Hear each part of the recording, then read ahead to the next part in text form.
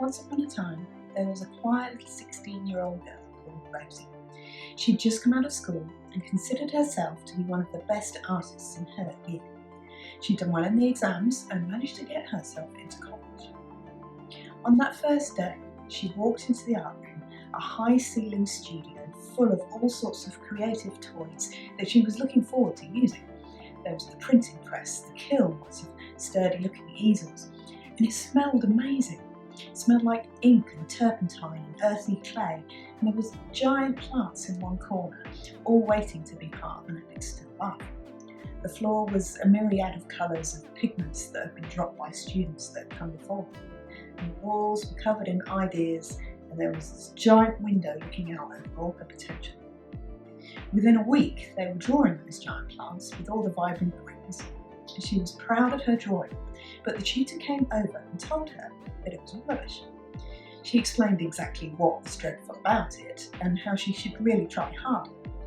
She took the criticism, and as the tutor moved away, she excused herself. She walked calmly to the toilet cubicle, locked the door, sat down on the toilet lid, and she cried so hard because she tried her best. She looked at her subject closely and she'd worked really hard to impress that new tutor. So imagine you've guessed by now that mousy 16-year-old was me. I sat in that cubicle and I bawled, thinking the tutor was an awful woman who knew nothing. Wasn't she aware that I was one of the best artists in my school? In this story, I was the victim, the misunderstood genius, the unappreciated talent. I wanted to go home and find another college to go to where my artistic powers would be appreciated properly. Thank you very much. But here's the thing. The truth of it was that I was used to being the big girl in the proverbial small pond, and when I pushed my boat out into the wider ocean, I discovered a larger world.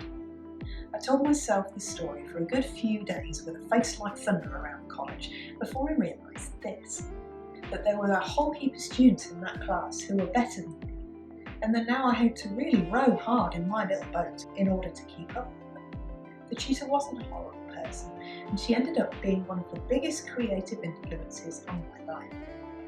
She told me that there would always be someone better than me, and that that's perfectly okay.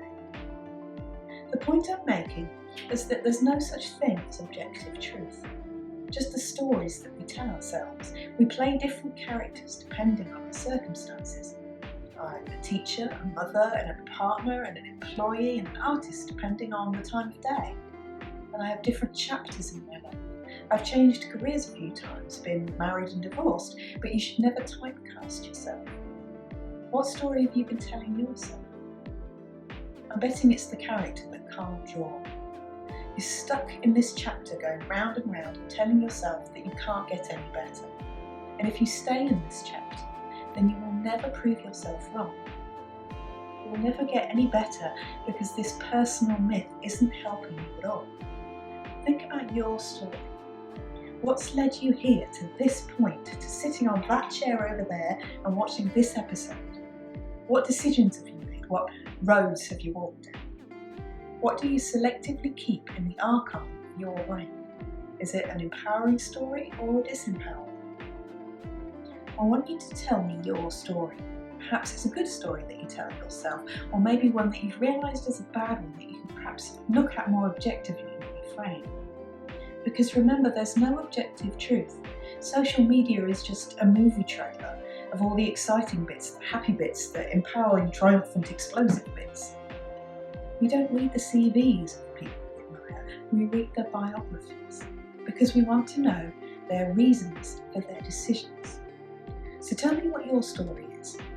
What story do you want the world to see? Victim or survivor? Passive observer or positive thinker? Because you know the whole story, just you. So don't spin doctor it for the audience. Tell me your truth, your story. Tell me in a comment below about something important in your creative journey. Tell me your story. If there's anything you want to know about art, then join my mailing list and ask your question. The link is below, and if you click on it, it'll take you to a little creative gift just for you to try out. You can also find me on Instagram at ArtyMouse76 and join the tribe in my Facebook group ArtyMouse Art Tutorials, where you can tell us all about your work and be supported by our creative little friend. Remember to tell me something about your creative journey in the comments below. I do read and reply to every message, so come and talk to me.